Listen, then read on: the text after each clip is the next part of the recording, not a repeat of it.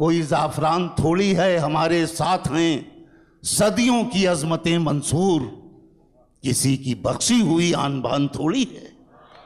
हमारे साथ हैं सदियों की अज़मतें मंसूर, किसी की बख्शी हुई आन बान थोड़ी है। जहाँ पे हम हैं वहाँ आसमान थोड़ी है।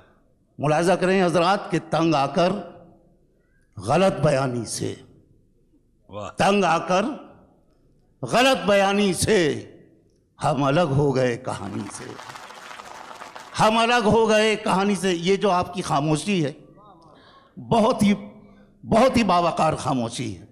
कम अज़ कम वो आवाज़ें तो खामोश हो गई जो बग़ैर वीज़ा के यहाँ दाखिल हो गई थी।